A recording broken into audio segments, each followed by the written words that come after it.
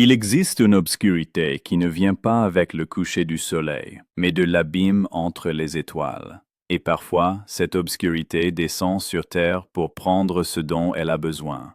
Dans les champs brésiliens de l'État du Minas Gerais, il y a des endroits où les habitants ne vont pas après la tombée de la nuit.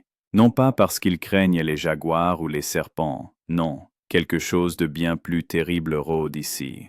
Les anciens chuchotent à propos de lumières rouges dans le ciel, de la façon dont les gens disparaissent puis reviennent, changés. Mais en 1957, le fermier de 23 ans Antonio Villas-Boas ne connaissait pas encore ces histoires. Il pensait que labourer la nuit le sauverait de la chaleur du jour. Quelle erreur fatale ce fut. Le 5 octobre 1957, une chaleur insupportable régnait dans la petite ville de São Francisco de Sales. Antonio était allongé dans son lit à côté de son frère João, maudissant l'humidité collante qui rendait le sommeil impossible. La maison des Villas-Boas avait des invités et la famille s'était couchée beaucoup plus tard que d'habitude, vers 11 heures du soir. « J'ai besoin de prendre l'air », marmonna Antonio en se levant du lit. Il s'approcha de la fenêtre et ouvrit les volets. Ce qu'il vit fit se glacer son sang dans ses veines. Au milieu de la cour pulsait une lumière aveuglante, beaucoup plus brillante que la lumière de la lune, si intense qu'il semblait que quelqu'un avait dirigé un projecteur géant directement sur leur ferme. Mais aucune source de lumière n'était visible. La lumière coulait d'en haut, comme si des mains invisibles tenaient le soleil juste au-dessus de leur maison. « João !» appela Antonio en secouant l'épaule de son frère. « Regarde ça !» João se leva à contre-cœur, jeta un coup d'œil par la fenêtre et bâilla. Ce doit être la lumière de la lune. « Va te coucher !» Mais Antonio connaissait la différence entre la lumière de la lune et ceci. Il observa comment la lueur mystérieuse commença à se déplacer vers eux, s'approchant à chaque seconde. L'instinct de survie le fit claquer les volets, mais la lumière continuait à pénétrer par les fentes, s'infiltrant même entre les tuiles du toit. Et puis, aussi soudainement qu'elle était apparue, la lumière disparut. Antonio ne put pas dormir cette nuit-là. Quelque chose avait changé. L'air était devenu différent, électrisé, comme avant un orage. Mais il n'y avait pas d'orage, seulement un silence sinistre et la sensation qu'ils étaient observés depuis l'obscurité. Le 9 octobre, Antonio travaillait dans le champ avec son frère aîné. Il était 9h30 du soir, et ils avaient décidé de labourer le champ nord, profitant de la fraîcheur de la nuit. Le tracteur ronronnait de façon monotone, tandis que les frères bavardaient du temps et de la récolte. Soudain, le ciel s'illumina d'une lumière rouge pâle. « Qu'est-ce que diable ?» exhala le frère d'Antonio. Au-dessus du champ nord était suspendu un énorme disque rouge, de la taille d'une roue de charrette à bœufs. La lumière était si brillante que les yeux des frères se mirent à larmoyer. L'objet planait immobile à environ 300 pieds d'altitude, comme s'il les étudiait. Antonio arrêta le tracteur. Dans le silence qui suivit, on ne pouvait entendre que le chant des grillons et leur propre rythme cardiaque accéléré. « Approchons-nous », chuchota Antonio, sans comprendre ce qu'il poussait. Mais dès qu'il fit un pas vers la lumière, celle-ci se déplaça à la vitesse de l'éclair, vers le bord sud du champ. Antonio essaya de s'approcher à nouveau, et encore une fois la lumière s'éloigna. Ce jeu sinistre du chat et de la souris continua environ 20 fois, jusqu'à ce qu'Antonio se lasse de la poursuite. Le disque rouge plana au-dessus de son frère, étincela comme le soleil couchant, et se dissolut dans la nuit. « Qu'est-ce que c'était ?» demanda le frère d'une voix tremblante. Antonio ne répondit pas. Il savait que c'était un message, un avertissement, ou une invitation. Le 15 octobre 1957, Antonio travaillait seul. Il avait délibérément choisi le champ le plus éloigné, loin de la maison, pour ne pas déranger la famille avec le bruit du tracteur. Il était environ 1h du matin quand il vit une étoile rouge dans le ciel. Au début, elle semblait être une étoile ordinaire, juste plus brillante que les autres. Mais ensuite, elle commença à grandir et à s'approcher. Le cœur d'Antonio se mit à battre comme un fou quand il réalisa que ce n'était pas une étoile. L'objet avait une forme ovoïde, avec un dôme rotatif au sommet et une lumière rouge brillante à l'avant. En s'approchant, il devint visible que c'était une machine énorme, environ 35 pieds de long et 23 pieds de large. 3 supports d'atterrissage s'étendirent de la partie inférieure du vaisseau, et il commença à descendre directement sur le champ où travaillait Antonio. La panique saisit le fermier. Il se précipita vers le tracteur, démarra le moteur et accéléra à fond. Mais après avoir parcouru seulement quelques mètres, le moteur s'éteignit et les phares s'éteignirent. Antonio sauta de la cabine et courut de toutes ses forces à travers le champ. Il ne parcourut pas 100 mètres. Quelque chose l'attrapa par le bras. Fort, froid, inhumain. Antonio se retourna et cria. Devant lui se tenait un être d'environ 5 pieds de haut, vêtu d'une combinaison grise et d'un casque. À travers la visière transparente, étaient visibles de petits yeux d'une étrange couleur bleue qui le regardaient sans aucune émotion. L'être émettait des sons ressemblant à des jappements ou des grincements, définitivement pas un langage humain. Antonio essaya de se libérer, mais 3 autres êtres semblables apparurent. Ils l'encerclèrent et le traînèrent vers le vaisseau. Leurs mains étaient étonnamment fortes et leur toucher glacial. « Lâchez-moi » cria Antonio, mais sa voix se perdit dans la nuit. Les êtres le hissèrent par une échelle de corde à l'intérieur du vaisseau. La dernière chose qu'il vit à l'extérieur fut la nuit brésilienne sans fin, qui était peut-être devenue sa dernière. L'intérieur du vaisseau s'avéra encore plus terrifiant qu'Antonio n'aurait pu l'imaginer. Les murs émettaient une lumière faible et froide, et l'air vibrait d'une énergie inconnue. Partout étaient visibles d'étranges symboles, des hiéroglyphes rouges qui semblaient bouger et pulser dans sa vision périphérique. Les êtres le conduisirent à travers plusieurs pièces et le poussèrent dans une petite chambre sans fenêtre. Ici, ils commencèrent à le déshabiller malgré une résistance désespérée. La peau d'Antonio se couvrit de chair de poule non seulement à cause du froid, mais aussi de la terreur primitive. Il se sentait comme un animal préparé pour l'abattage. Quand il fut complètement nu, les êtres le couvrirent d'un liquide épais et visqueux. Le gel était froid et avait une odeur métallique répugnante. Antonio essaya de l'essuyer, mais le liquide sembla s'absorber dans la peau. Puis ils le conduisirent dans une autre pièce, au-dessus de la porte de laquelle brillaient les mêmes symboles rouges pulsants.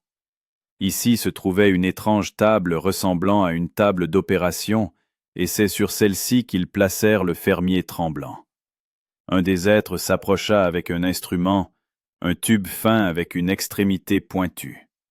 Antonio comprit ce qui allait se passer et essaya de se libérer, mais les autres êtres le tenaient fermement. La douleur fut instantanée et aiguë. L'aiguille perça la peau de son menton, et il sentit quelque chose être aspiré de lui, du sang, de la force vitale, son âme même. Antonio cria, mais le son sembla absorbé par les murs du vaisseau. Après avoir pris des échantillons de sang, ils le déplacèrent dans une 3e pièce. Ici, il n'y avait rien d'autre qu'un large divan recouvert d'un tissu gris doux. Antonio, épuisé et effrayé, s'effondra dessus. C'est alors que le véritable cauchemar commença. Dès qu'Antonio s'installa sur le divan, il remarqua une odeur étrange, métallique, suffocante, extraterrestre. En regardant autour de lui, il repéra de petites oreilles nithéranges des montales d'aider. En regardant autour de lui, il repéra de petites ouvertures dans les murs d'où suintait une fumée grise. La première respiration brûla ses poumons. La seconde fit se tordre son estomac en un nœud douloureux. À la 3e respiration, Antonio réalisa qu'il l'empoisonnait. Le gaz était dense, lourd, se déposant dans ses poumons comme du plomb fondu. Ses yeux commencèrent à larmoyer. Un goût métallique apparut dans sa gorge, et la nausée arriva par vagues. Antonio se précipita dans un coin de la pièce et vomit, de la bile, du sang, et quelque chose d'autre qu'il ne pouvait identifier. Les êtres l'observaient à travers un mur transparent, prenant des notes sur des appareils ressemblant à des tablettes. Ils étudiaient sa réaction au poison comme des scientifiques étudient des rats de laboratoire. Ils veulent savoir comment mon organisme réagit à leur atmosphère, réalisa Antonio avec horreur. Je ne suis rien de plus qu'un animal de laboratoire pour eux. Le gaz continuait à s'écouler dans la pièce, et respirer devenait de plus en plus difficile. Antonio sentit sa conscience nager et ses muscles s'affaiblir. Il pensait qu'il mourrait, quand la porte s'ouvrit finalement. Mais ce qui entra dans la pièce s'avéra encore plus terrible que la mort. L'être qui entra dans la pièce était différent des autres. C'était une femelle, C'était évident malgré ses traits inhumains. Elle était petite, environ 5 pieds, mais sa silhouette était presque humaine, excepté certaines particularités. Sa peau était pâle, presque translucide, avec une teinte bleuâtre. Ses cheveux étaient blanc platine, longs, touchant presque ses épaules, mais étrangement raides, comme s'ils étaient faits de quelque chose d'autre que des cheveux humains. Son visage avait des proportions humaines, mais les pommettes étaient trop hautes et larges, et le menton était pointu à un degré contre nature. Mais ce qui effraya le plus Antonio furent ses yeux. Ils étaient énormes, en forme d'amande, d'une couleur bleue brillante qui semblait presque lumineuse dans l'éclairage faible du vaisseau. Il n'y avait pas une goutte de chaleur humaine en eux, seulement une curiosité froide et prédatrice. Quand elle le regardait, Antonio sentait qu'elle pouvait voir à travers lui, étudiant chaque cellule de son corps. Son nez était droit et étroit, et sa bouche était une mince fente qui ne semblait jamais sourire. Quand elle parlait, émettant les mêmes sons de jappement que les autres êtres, Antonio vit que ses dents étaient trop pointues, trop blanches.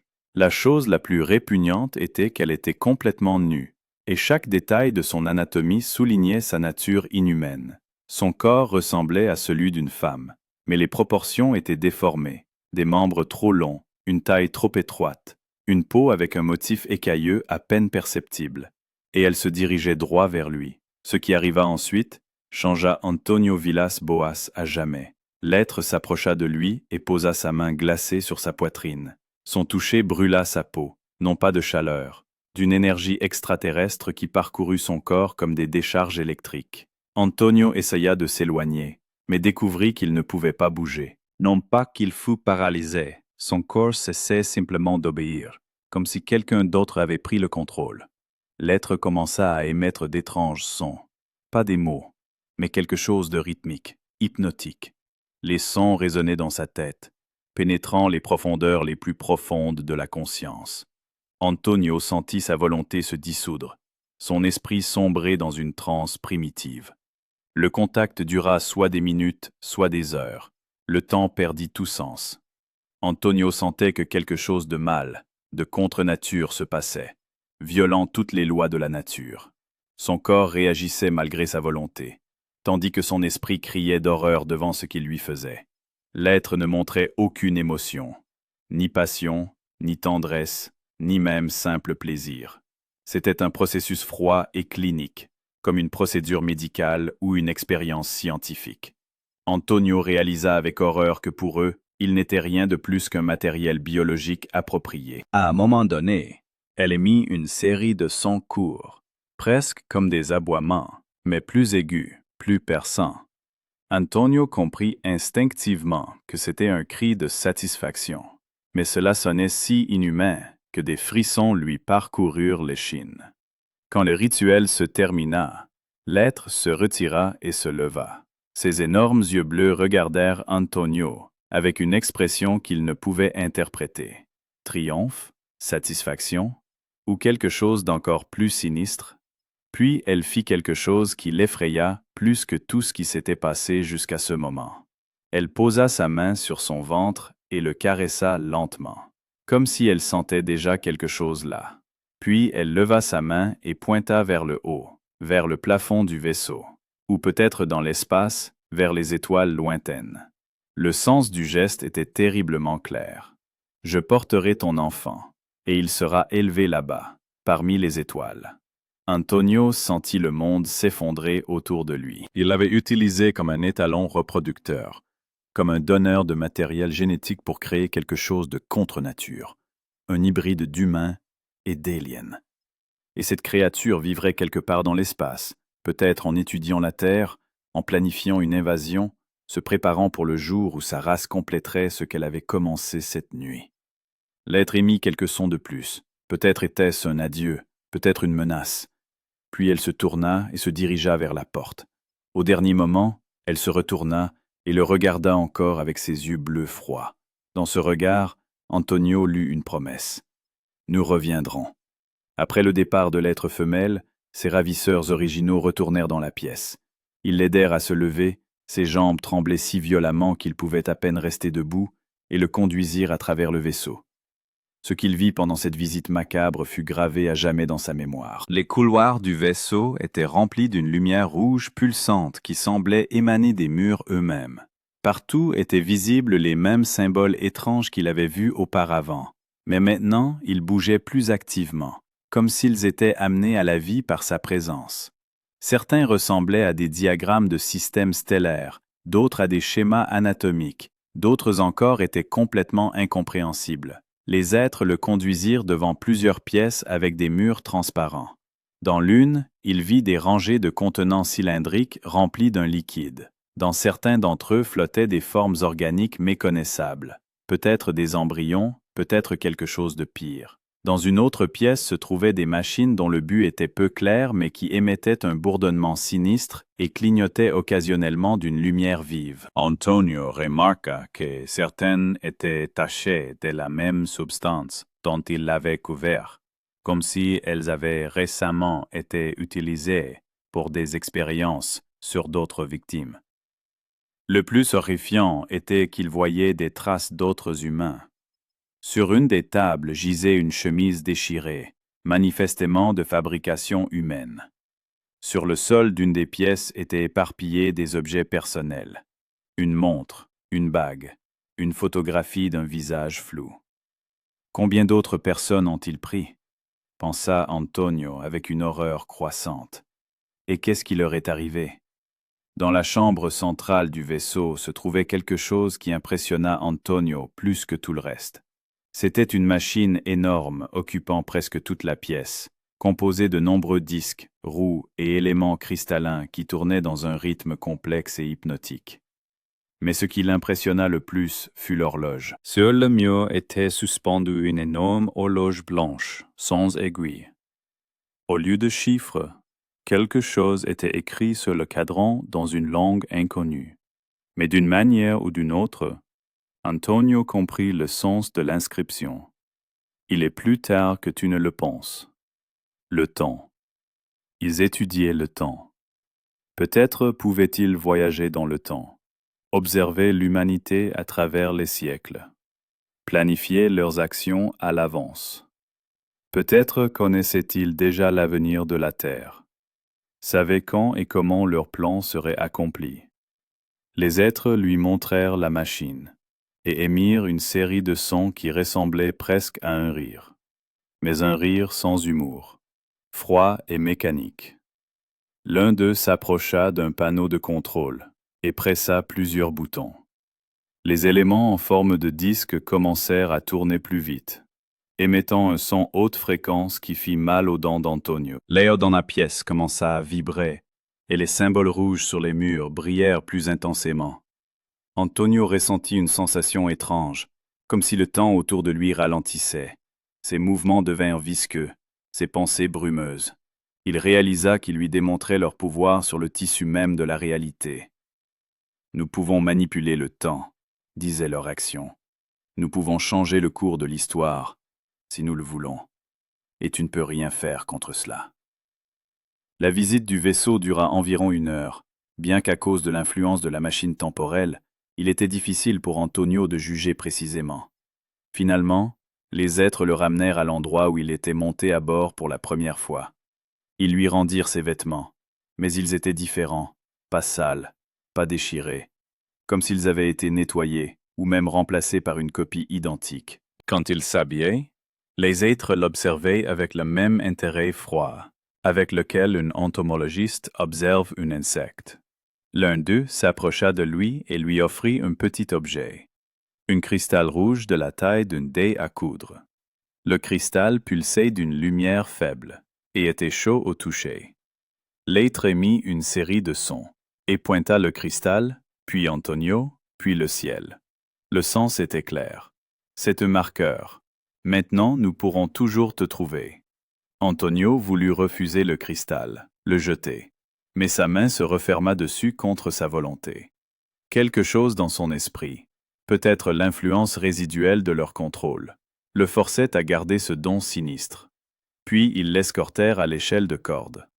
Alors qu'il descendait, Antonio sentit le vaisseau commencer à vibrer.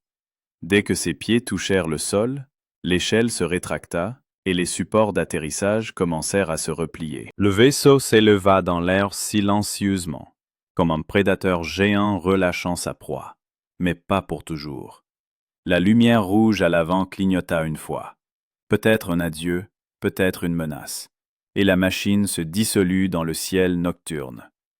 Antonio resta seul dans le champ, tremblant, traumatisé, avec le cristal rouge dans son poing fermé, et la terrible compréhension que sa vie ne serait plus jamais la même. Il était 5h30 du matin, quand Antonio atteignit son tracteur. 4h15 s'étaient écoulées depuis son enlèvement, un temps qui l'avait changé à jamais. Le tracteur avait été saboté. Les câbles de la batterie étaient proprement déconnectés. Pas arrachés, pas cassés, mais déconnectés. Comme si quelqu'un savait exactement comment la machine fonctionnait. Les êtres avaient planifié à l'avance de rendre sa fuite impossible. Après avoir reconnecté les câbles, Antonio démarra le tracteur et conduisit lentement vers la maison. Chaque tour des roues causait des maux de tête. Chaque respiration brûlait ses poumons. Le cristal rouge dans sa poche pulsait au rythme de son cœur. Comme un second cœur, alien et froid. À la maison, il alla silencieusement dans sa chambre, essayant de ne pas réveiller la famille. Mais le sommeil ne venait pas. Chaque fois qu'il fermait les yeux, il voyait ces énormes yeux bleus, entendait les sons mécaniques du langage alien, sentait le toucher glacé de mains inhumaines. Au matin, il était clair que quelque chose n'allait pas avec lui. Les symptômes commencèrent dès le lendemain.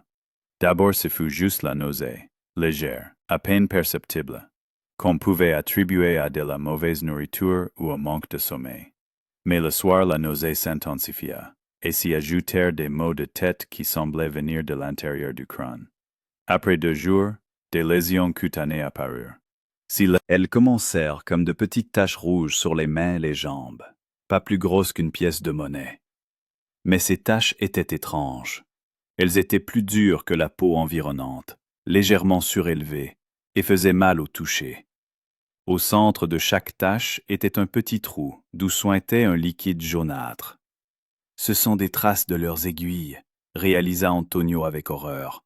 Ils n'ont pas seulement pris des échantillons de sang. Le pire était que les lésions apparaissaient spontanément. Il pouvait aller au lit avec une peau propre et se réveiller avec de nouvelles plaies, comme si quelque chose en lui le dévorait lentement de l'intérieur. Ses yeux larmoyaient et brûlaient constamment, comme s'il regardait une lampe à arc de soudage. Son appétit disparut complètement. Même l'odeur de la nourriture causait des crises de vomissement. Antonio perdait rapidement du poids, et sa peau prit une teinte jaunâtre malsaine. La famille remarqua les changements, mais que pouvait-il leur dire? Que des aliens l'avaient enlevé et utilisé comme un animal de laboratoire? Que quelque part parmi les étoiles grandissait son enfant à moitié humain? Ils auraient pensé qu'il était devenu fou. Mais le plus terrible étaient les rêves.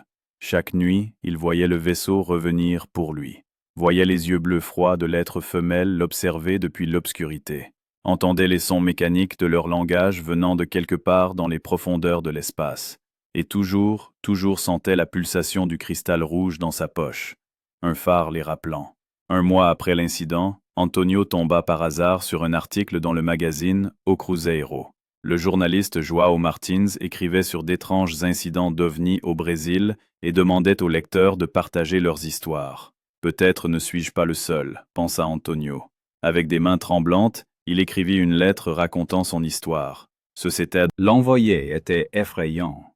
Cela signifiait rendre sa folie publique, permettre au monde entier d'apprendre ce qui lui était arrivé. Mais le silence était encore pire. Le secret le dévorait de l'intérieur, comme cette étrange radiation à laquelle il l'avait exposé sur le vaisseau. La réponse vint plus vite qu'attendu. Martin non seulement crut son histoire, mais organisa aussi une rencontre avec le docteur Olavo Fontes, de l'École nationale de médecine de Rio de Janeiro. Le voyage vers la capitale devint une véritable épreuve. Antonio était encore faible, et les symptômes ne diminuaient pas. Mais il savait qu'il devait raconter son histoire. Peut-être était-ce le seul moyen d'avertir les autres de ce qui se cachait dans le ciel nocturne. Le docteur Olavo Fontes s'avéra être un homme sérieux et réfléchi, qui reçut le récit d'Antonio sans moquerie ni méfiance. L'examen médical dura 7 heures et inclut un interrogatoire détaillé, un examen physique et de nombreux tests. Ce que le docteur découvrit l'horrifia.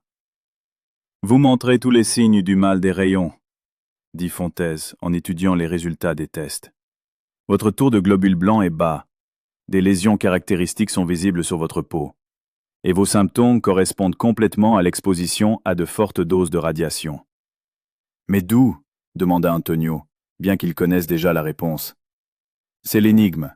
Il n'y a aucune source de radiation dans votre région. L'appareil de rayon X le plus proche est dans un hôpital à 100 km de chez vous, et même celui-ci ne pourrait pas délivrer une telle dose de radiation. » Le docteur examina les étranges cicatrices sur le menton d'Antonio. 2 petites marques rondes laissées après la prise de sang. Ces marques, elles sont faites avec des instruments très fins, beaucoup plus fins que toutes les aiguilles médicales que nous utilisons. Et la peau autour d'elle a d'étranges caractéristiques. Elle est plus fine que d'habitude, presque transparente, avec une pigmentation réduite. Font conduisit un test spécial avec un compteur Geiger et découvrit des traces de contamination radioactive sur les vêtements et le corps d'Antonio.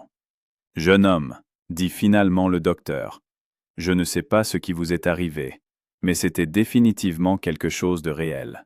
Vos blessures ne sont pas psychosomatiques, pas simulées. Vous avez réellement été exposé à une source de radiation inconnue et à des procédures médicales inconnues. » Quand l'histoire d'Antonio fut publiée, elle eut l'effet d'une bombe qui explosa. C'était 1958, l'ère de la course spatiale et de la peur atomique. Les gens étaient déjà habitués aux rapports de soucoupes volantes, mais l'histoire d'Antonio était différente. Elle était soutenue par des preuves médicales. Les réactions se divisèrent en 2 camps. Certains les considéraient comme un menteur ou un fou utilisant la popularité des histoires d'ovnis pour obtenir la célébrité. D'autres voyaient dans son récit la preuve que l'humanité n'était pas seule dans l'univers et que cette rencontre pourrait ne pas être amicale. Les sceptiques soulignaient que peu avant la déclaration d'Antonio, une histoire similaire avait été publiée dans le même magazine, Au Cruzeiro. Peut-être, supposait-il, le jeune fermier avait simplement copié les détails du récit de quelqu'un d'autre. Mais les partisans de l'histoire objectaient. Les symptômes étaient réels, les preuves médicales irréfutables. De plus, l'histoire d'Antonio contenait des détails qui ne se trouvaient pas dans d'autres récits, particulièrement concernant le contact sexuel avec l'alien. Antonio lui-même cherchait à éviter la publicité. La célébrité l'accablait et les questions constantes des journalistes ne faisaient qu'intensifier le traumatisme. Il continuait à travailler à la ferme, mais ne sortait plus jamais dans les champs après le coucher du soleil. Les mois passèrent et la santé d'Antonio se rétablit lentement. Les lésions cutanées guérirent graduellement, laissant des taches pourpres caractéristiques qui durèrent plusieurs années. La nausée et les maux de tête devinrent moins fréquents, mais ne disparurent jamais complètement. Mais les symptômes physiques n'étaient pas le pire. Pire était l'impact psychologique. Antonio était tourmenté par des cauchemars constants. Il voyait le vaisseau revenir pour lui, voyait des armées d'enfants hybrides marcher sur la Terre, voyait des yeux bleus froids l'observer depuis chaque ombre. Le cristal rouge qu'il avait reçu sur le vaisseau disparut le jour après son retour. Antonio se réveilla le matin et découvrit qu'il n'était plus là, ni dans sa poche, ni près du lit, nulle part. Comme s'il avait été repris, ou comme s'il avait accompli son but. Le pire était la sensation d'être observé. Jour et nuit, à la maison et dans le champ, Antonio sentait des regards invisibles sur lui. Parfois, il lui semblait voir des lumières rouges dans le ciel, mais elles s'avéraient toujours être des avions ou des étoiles. Ou semblaient l'être. Les années passèrent. Antonio décida de changer radicalement sa vie.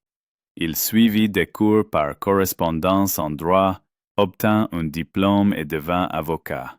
Il se maria, eut 4 enfants, déménagea en ville. Mais le passé ne le lâchait pas. Parfois, en regardant ses enfants, il se demandait « Et si quelque part parmi les étoiles vivait son autre enfant ?»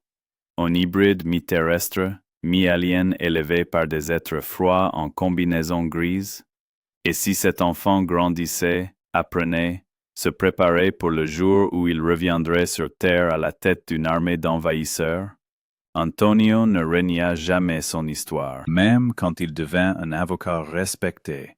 Même quand les sceptiques l'accusaient de mensonge, il continuait à affirmer que tout s'était passé exactement comme il l'avait raconté. « Pourquoi aurais-je menti ?» disait-il aux journalistes. « Cette histoire ne m'a apporté que des problèmes. Les gens me prennent pour fou. J'ai perdu des amis, des clients.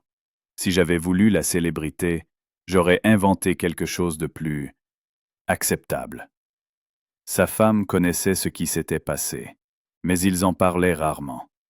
Certaines choses sont trop terribles pour une conversation ordinaire. Les enfants grandirent sans apprendre tous les détails de l'histoire de leur père. En 1961, ce qu'Antonio avait longtemps craint arriva. En Amérique, le couple Betty et Barney Hill prétendit avoir été lui-même enlevé par des aliens. Leur histoire avait des similitudes frappantes avec le récit d'Antonio, expérience médicale, prélèvement d'échantillons, étrange être avec de grands yeux. Ils sont revenus, pensa Antonio avec horreur. Mais ce n'était que le début. Dans les décennies suivantes, des rapports d'enlèvement par des aliens arrivèrent du monde entier. Chaque histoire contenait les mêmes éléments. Être gris, expérience médicale, procédure reproductive, enfant hybride. Antonio réalisa qu'il n'avait pas été une victime mais un pionnier. Il était devenu le patient zéro dans une expérience globale qui avait duré des décennies. Son matériel génétique avait été le premier dans une collection rassemblée à travers toute la planète. Parfois, il recevait des lettres d'autres personnes qui avaient vécu des enlèvements. Elles le remerciaient d'avoir été le premier à oser dire la vérité. Mais Antonio ne ressentait pas de fierté. Seulement une horreur croissante en comprenant l'ampleur de ce qui se passait. Combien d'autres personnes avaient été prises? Combien d'enfants hybrides grandissaient quelque part parmi les étoiles? Et quand déciderait-il que l'expérience était terminée? Dans les années 80, les rapports d'OVNI atteignirent leur pic. Presque chaque semaine, quelqu'un quelque part voyait d'étranges lumières dans le ciel, trouvait des cercles dans les champs, racontait des rencontres avec des aliens. Antonio suivait ces nouvelles avec une anxiété croissante. Les observations de masse le préoccupaient particulièrement. Auparavant, les aliens agissaient de façon secrète, prenaient les gens un par un, essayaient de ne pas attirer l'attention. Mais maintenant, leur vaisseau apparaissait publiquement de plus en plus souvent, comme s'ils ne se souciaient plus du secret.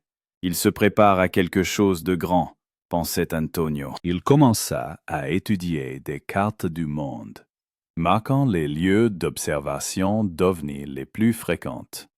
Graduellement, un modèle émergea.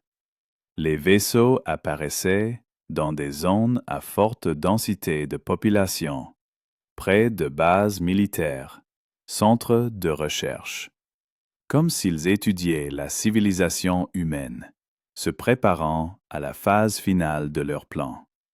Antonio essaya de s'adresser aux autorités, d'écrire des lettres au département militaire, d'avertir de la menace imminente. Mais qui croirait un vieil avocat racontant une conspiration alien? Sa famille s'inquiétait. Sa femme remarqua qu'il était devenu plus renfermé, irritable.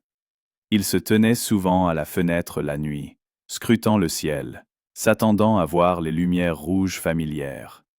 Le 17 janvier 1991, Antonio Villas-Boas mourut dans sa maison, dans la ville d'Uberá. La cause officielle de décès fut l'insuffisance cardiaque, mais ceux qui étaient près de lui dans ces derniers jours racontèrent des choses étranges. Une semaine avant la mort, il commença à parler de lumière rouge devant la fenêtre que personne d'autre ne pouvait voir. Il prétendait entendre des sons familiers, le jappement mécanique qu'il avait entendu pour la première fois 34 ans auparavant, à bord du vaisseau. « Ils sont venus me chercher », chuchota-t-il à sa femme la dernière nuit. L'infirmière qui veillait à son chevet raconta plus tard qu'elle avait vu une étrange lumière rouge devant la fenêtre de la chambre. La lumière pulsait au rythme du battement de cœur d'Antonio. et quand le cœur s'arrêta, la lumière disparut. Beaucoup de gens vinrent aux funérailles, non seulement des parents et amis, mais aussi des chercheurs d'ovnis du monde entier. Pour eux, Antonio était un pionnier, le premier humain à rapporter ouvertement un contact avec des êtres extraterrestres. Mais certains des présents remarquèrent un détail étrange. Quand le cercueil fut descendu en terre, une petite lumière rouge apparut dans le ciel, à peine visible dans la lumière du jour, mais définitivement là. Elle plana au-dessus du cimetière pendant plusieurs minutes, puis disparut rapidement en direction de la constellation du Centaure, comme si quelqu'un ramenait son agent à la maison. Aujourd'hui, plus de 60 ans plus tard, l'histoire d'Antonio Villas-Boas reste l'une des plus documentées et controversées de l'histoire de l'ufologie. Les sceptiques la considèrent toujours comme une mystification basée sur des histoires de science-fiction populaires de cette époque.